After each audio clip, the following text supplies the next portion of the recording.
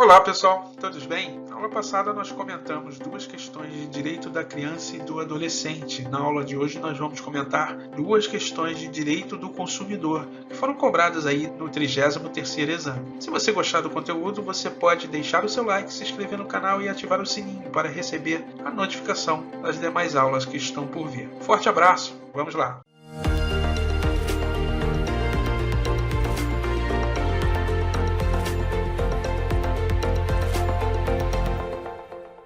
Vamos lá, pessoal. Vamos corrigir, então, duas questões de direito do consumidor que foram aplicadas agora no 33º exame e que são importantes aí para você que está se preparando para os próximos exames, não é isso?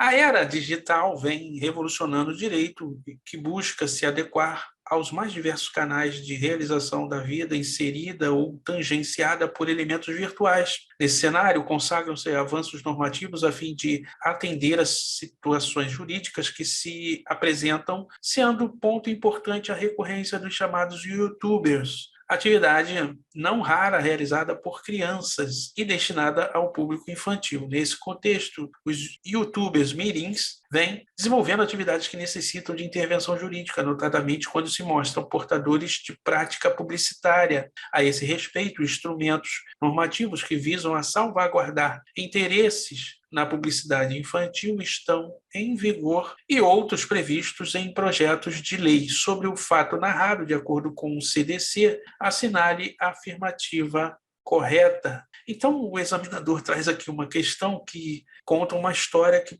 faz você inicialmente crer que se trata de um assunto novo, uma legislação nova, mas na verdade não é. Daí a necessidade que você tem de só chegar a uma conclusão sobre a questão após ler as alternativas, tá? Uma dica que eu dou, tá ok? Letra A, pessoal, olha só. A comunicação mercadológica realizada por YouTubers mirins para o público infantil não pode ser considerada abusiva em razão da deficiência de julgamento e experiência das crianças, porque é realizada igualmente por crianças. Então, na letra 1, o examinador está dizendo o seguinte, olha só, se determinada propaganda foi realizada por youtuber criança ou youtuber mirim com linguagem para criança, isso está fora do conceito de propaganda abusiva. Professor, quem deu o conceito de propaganda abusiva e propaganda enganosa? Pois bem, o Código de Defesa do Consumidor, artigo 37. Vamos ler? Olha só. É proibida toda publicidade enganosa ou abusiva. Parágrafo 1º. É enganosa, portanto, eis aqui o conceito, né? É enganosa qualquer modalidade de informação ou comunicação de caráter publicitário, inteira ou parcialmente falsa, ou por qualquer outro modo, mesmo por omissão capaz de induzir em erro o consumidor a respeito da natureza, características, qualidade, quantidade, propriedade, origem, preço e quaisquer outros dados sobre produtos e serviços. Parágrafo 2º. Aqui no parágrafo 2º, o legislador conceituou o que é uma propaganda abusiva. Olha só. É abusiva, dentre outras, a publicidade discriminatória de qualquer natureza, a que incite a violência, explore o medo ou a superstição, se aproveite da deficiência de julgamento e experiência da criança, desrespeita valores ambientais ou que seja capaz de induzir o consumidor a se comportar de forma prejudicial ou perigosa à sua saúde ou segurança. Portanto, você realizar uma publicidade que se aproveite da deficiência de julgamento e experiência de criança é uma prática vedada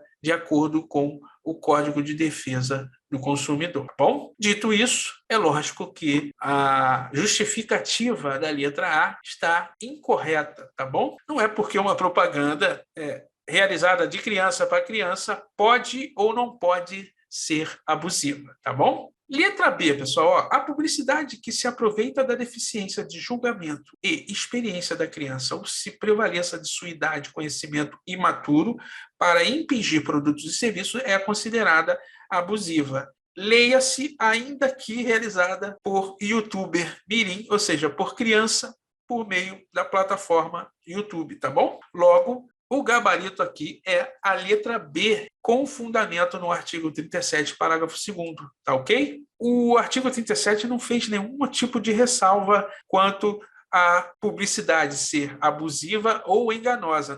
No caput, ele diz o seguinte: é proibida toda publicidade enganosa ou abusiva. Não tem nenhum tipo de ressalva, tá? Letra C. A publicidade não pode ser considerada abusiva ou enganosa se o público para o qual foi destinado de forma fácil e imediata identifica a mensagem mercadológica para tal. Nesse caso aqui, está relacionada com propaganda enganosa e a banca colocou abusiva e enganosa como se fossem sinônimos, né?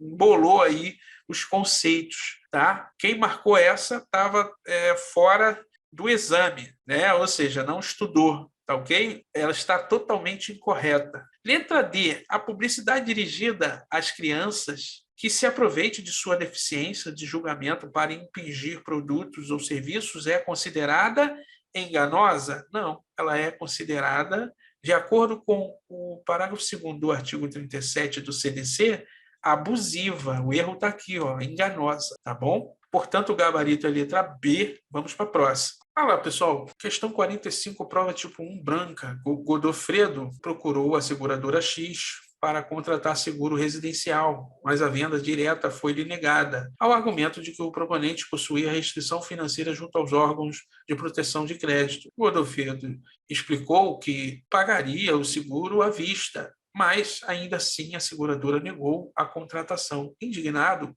Godofredo registrou sua reclamação no Ministério Público, que verificou o significativo número de pessoas na mesma situação, merecendo melhor análise quanto ao cabimento ou não da medida para a defesa de interesses e direitos de consumidores a título coletivo. Sobre a hipótese apresentada à luz do Código de Defesa do Consumidor, assinale a afirmativa correta. Então, olha lá, pessoal, o enunciado traz hipótese de direito individual homogêneo, né, podendo ser objeto de ação coletiva para a defesa de interesses e direitos dos consumidores. E a recusa à contratação somente pode ser posta se o pagamento do prêmio fosse parcelado, o que não é o caso aqui do enunciado da questão. Professor, aonde diz isso? Olha só, artigo 39 do CDC. É vedado ao fornecedor de produtos ou serviços, dentre outras práticas abusivas, inciso 9, ó, recusar a venda de bens ou a prestação de serviços diretamente a quem se dispõe a adquiri-los mediante pronto pagamento, ressalvados os casos de intermediação regulados em leis especiais. Tá bom? Portanto, uma prática abusiva e vedada, a que praticou aqui a seguradora X. Tá? E caberia, sim, a defesa dos interesses de Godofredo, que, de acordo com o artigo 81, pode se dar de forma individual ou a título coletivo. E a título coletivo, a defesa pode se dar quando se tratar de interesses ou direitos difusos, interesses ou direitos coletivos, interesses ou direitos individuais, diz o artigo 81, parágrafo único do CDC. Vamos falar um pouquinho, pessoal? Eu trouxe aqui para vocês 3 exemplos. Ó. Primeiro de tudo, direito difuso. Olha só. Os direitos difusos são aqueles cujos titulares são indeterminados e indetermináveis, tá? São exemplos de direitos difusos os direitos a um meio ambiente sadio, direito ao ambiente não poluído, direito à vedação à propaganda enganosa e o direito à segurança pública, por exemplo, né? A indivisibilidade do objeto, ó, pertence a todos, né? Na relação jurídica consumerista, temos o objeto, né? Esse objeto pertence a todos em um estado de indivisibilidade. Um exemplo, a vedação à propaganda enganosa, né? A vedação ao o direito à segurança pública, tá? Titulares, ó, os titulares são há uma indeterminabilidade absoluta. Mais do que indeterminados, são indetermináveis. Origem, união por circunstâncias fáticas, né? Os consumidores, né, ou as pessoas atingidas são unidas por uma circunstância fática. Por exemplo, se um fornecedor vincula uma propaganda enganosa na rádio, o caso é típico de direito difuso, porquanto o anúncio sujeita toda a população a ele submetido.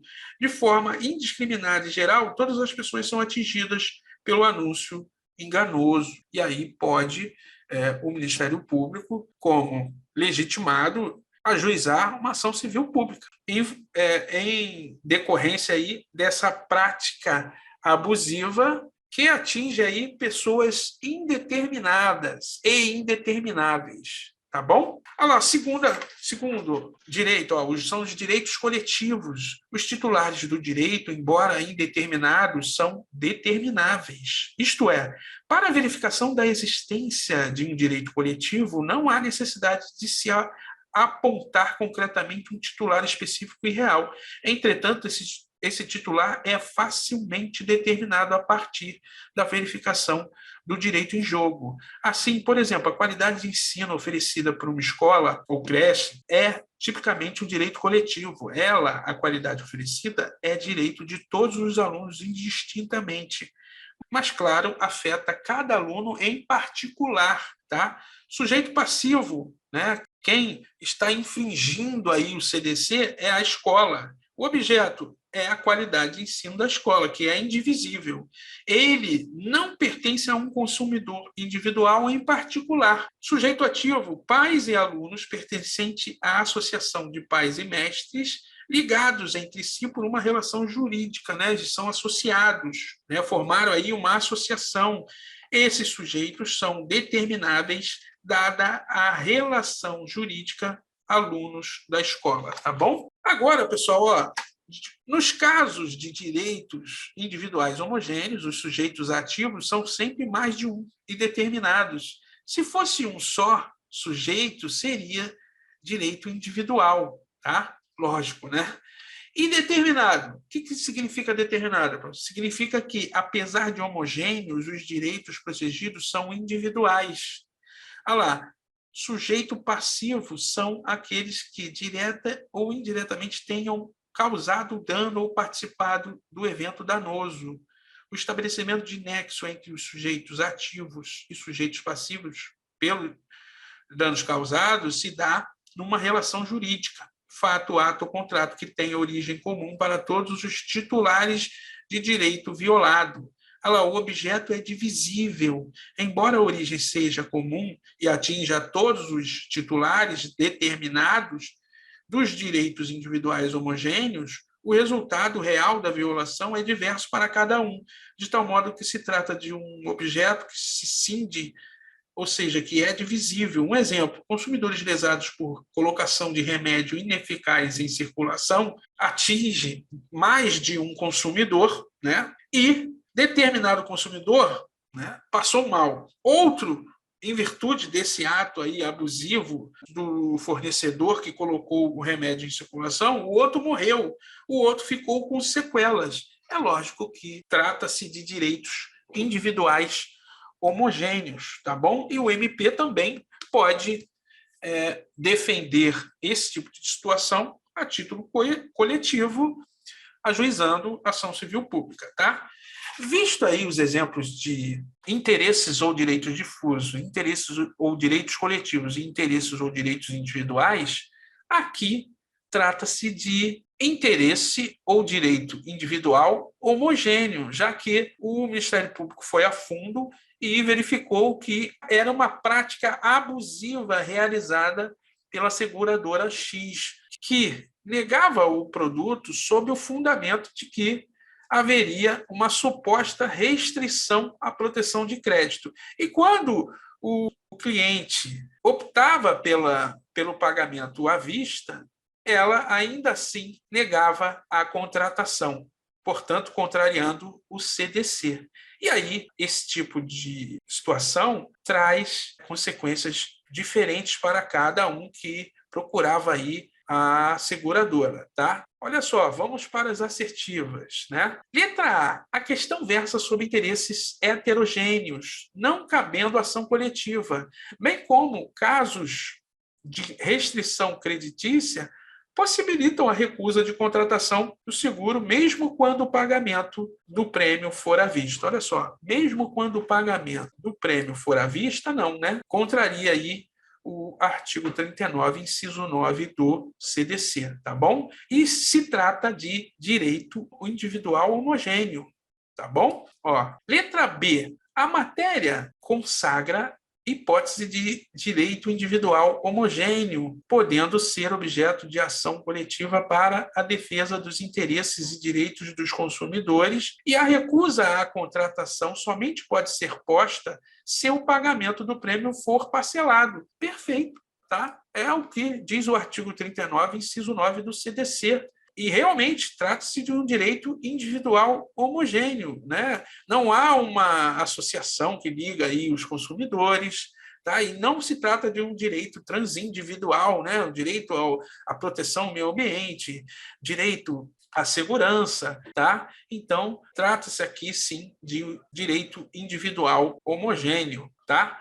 Letra C. A seguradora não pode recusar a proposta nem mesmo após análise de risco, quando a contratação se der mediante pronto pagamento do prêmio, conforme expressamente disposto na norma consumerista. E cuida-se da hipótese de direito difuso. Não se trata de direito difuso, né, pessoal? O erro está aqui, né? Direito difuso é direito à segurança, direito ao meio ambiente harmonizado, direito à segurança, direito à saúde, tá bom? O erro está na classificação do direito, na alternativa C, tá bom? D. A seguradora pode recusar a contratação. Já vimos que não, né, pessoal? Nesse caso, não. Ele ofereceu o pagamento à vista, né? Mesmo mediante pronto pagamento? Não, tá? Sob a justificativa de que o proponente possui anotação de restrição financeira junto aos órgãos de proteção ao crédito. Sim, essa restrição seria para caso o pagamento fosse parcelado. Vai pagar à vista com a necessidade de verificação de restrição de crédito, tá bom? Portanto, a letra D está totalmente incorreta, tá? Gabarito é a letra B, com isso nós comentamos aí as duas questões de direito do consumidor do 33º exame. Forte abraço, bons estudos!